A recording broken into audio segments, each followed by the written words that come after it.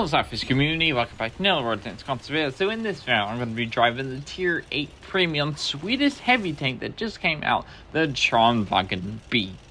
I think that's how you say this name, but that's the one I'm going with, Tornvagn B. So, in this match, I'm going to be spawning on Himmelsdorf, and I'm going to be in a Tier 8 matchup, which is quite nice for this tank. But I'm actually going to be playing with a quite of a disadvantage. Now if you look in the top left of my screen, I'm only running a single red bar. Yes, I'm running with like 3 to 4 second delay in this game, so keep that in mind. It does fix itself later on in this replay, but for the majority of the match, that delay is there. So let's talk about this tank. The tank actually has pretty decently good armor. Its whole armor is not the greatest, like, it's okay. Like, the upper plate is 200, well, the mid plate, which is perfectly flat, is 260 millimeters of armor, which does bounce shots if it's angled, and it can be quite nice. The lower plate is 100 millimeters of armor, and your upper plate is 70 millimeters of armor. But the whole armor is not where this tank is good at.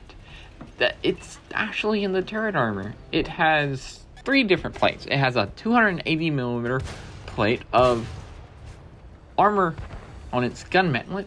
Then it's got another one under the lower part of its gun. It's 250 millimeters. Also, I have no idea what this big top is planning to do. And the forehead of this tank is 180 millimeters of armor. Combine that with its 10 degrees of gun depression, you're pretty much unpenetrable in this tank. Also, your turret's like very tiny and squishy, and like it looks like somebody's, like a mouse ran right over it. It's just like it's perfectly flat. Which the side of this turret armor is 90 millimeters affecting. Like it's 90 millimeters.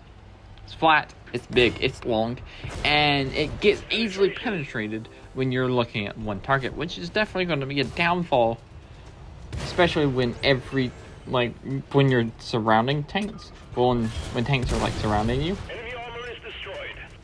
Right here, it's perfectly fine because I'm keeping my strong part of my turret always facing the enemy, which is really nice to do.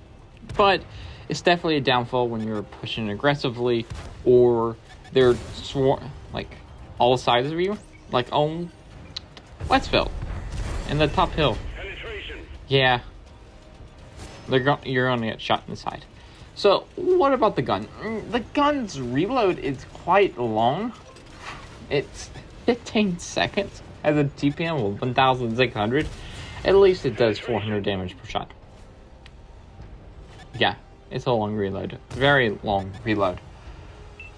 But it actually has really good penetration. 248 on its standard, 297 on its premium, and 60 on its high explosive, with 2.3 second aim time, and its accuracy is 0.44, so pretty inaccurate.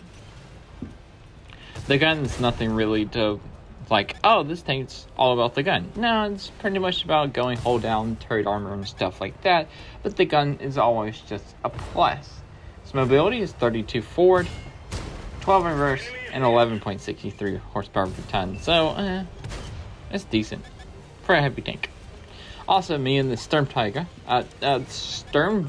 DK are going to be pushing this VZ44, I think it is, up this hill.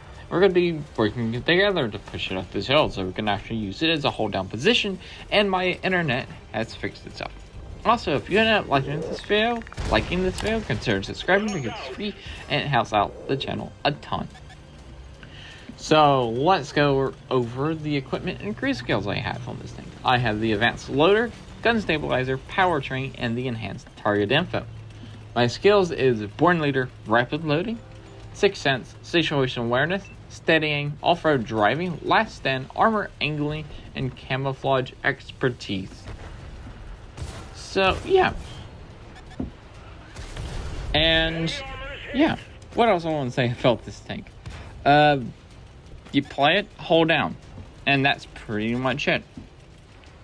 Whenever you get the shot to, like, hop around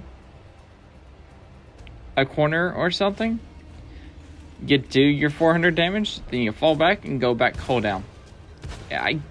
This tank can side scrape, but I would not recommend it. Enemy vehicle destroyed. Now, this is what I was talking about the flat turret side of how big it is and stuff like that. Definitely something that you don't want to have on a tank.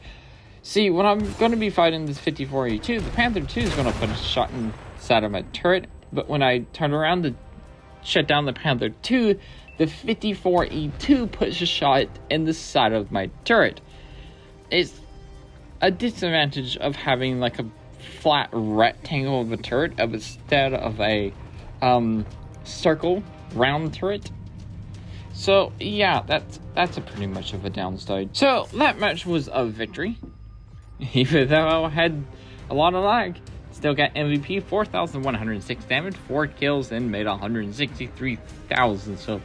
Anyway, that's it for this video. Remember, like, comment, subscribe. Also, mirror SLAPAFISH because we're always that, and peace out soon.